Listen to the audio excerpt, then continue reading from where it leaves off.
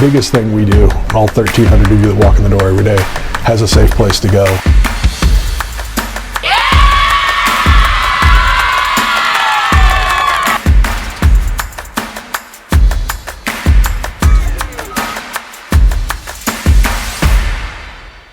Hey Blue Jays, welcome back to the Friday show. First, let's start off with some announcements.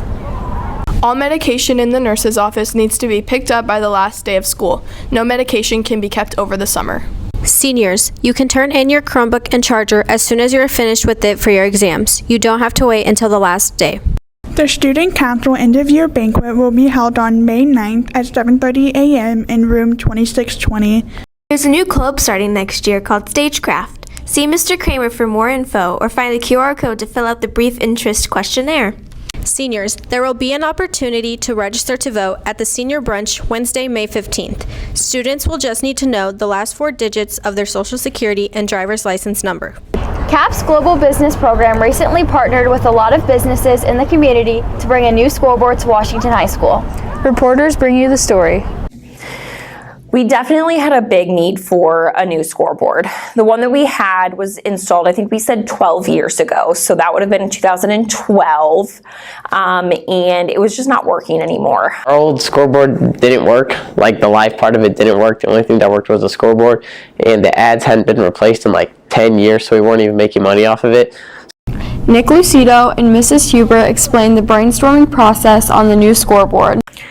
Building a new scoreboard was a huge, long process. The first thing that we did, it actually started, probably 2 or 3 years ago. We kind of were in discussions about it. I had worked a lot with Coach Deckelman. So basically it was offered to us as like a passion project to do. And so me and my group took it upon us, and then we started brainstorming like people, because we're more in charge of like the sales portion of it and trying to get people to sponsor us. So we just kind of picked people in the community that we thought would sponsor us, and then we reached out to them. They also explained the big sponsors who helped make the scoreboard possible.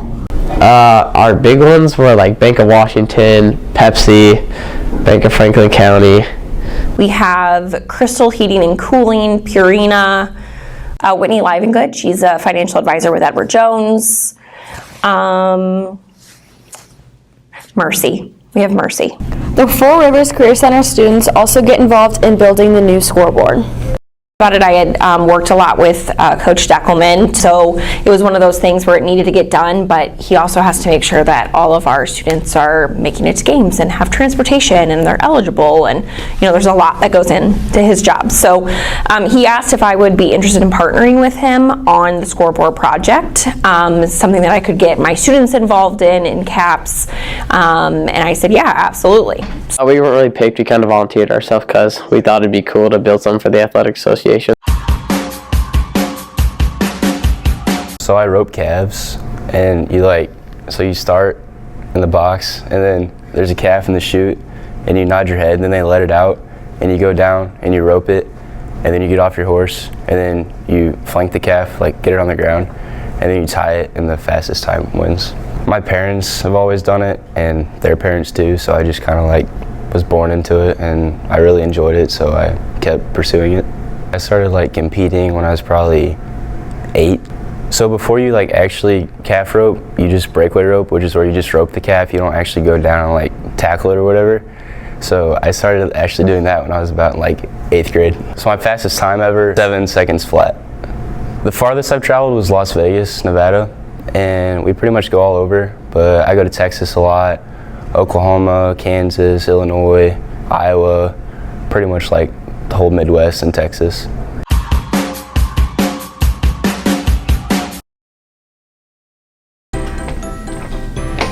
Hey, you want to come to this party tonight? No, I have homework. Come on, everyone's going to be there. You're going to be the only one that's not there. No, I actually care about my grades. Sam, what are you doing? If you don't give me the answers, I'm not going to sit with you at lunch tomorrow. No, I'm not going to let you peer pressure me. Don't let your friends peer pressure you.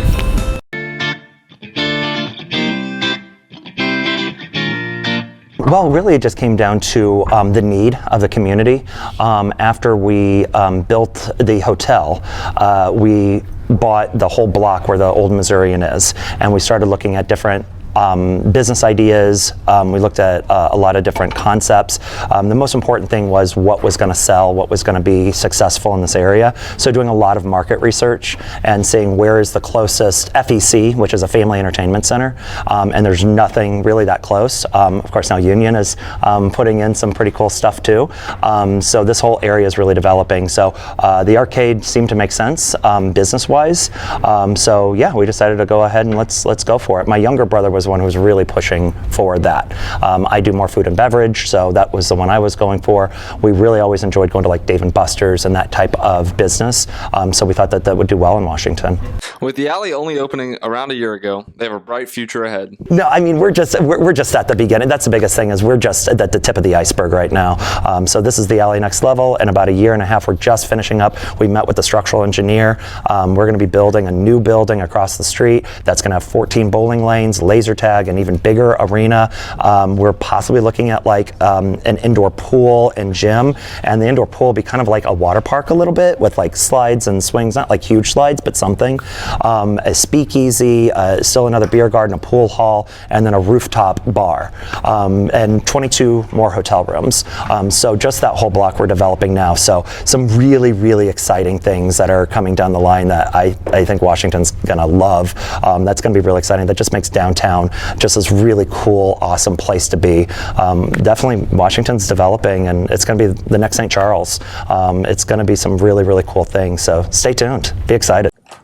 Everyone has a different reason they get up to go to work in the morning, but Chad is able to get a special reward from his career. Seeing people interact and having fun.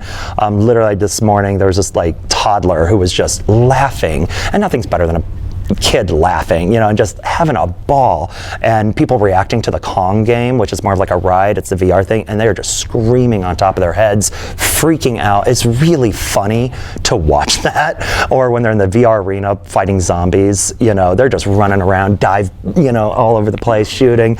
Watching people react to the space that you've created, and the high fives from families when they're playing games, that's really rewarding, and that's really, really fun. So I like that part.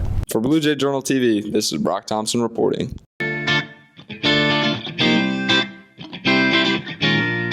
Have a great weekend, Blue Jays. Don't forget that prom is this weekend. Be safe and have fun.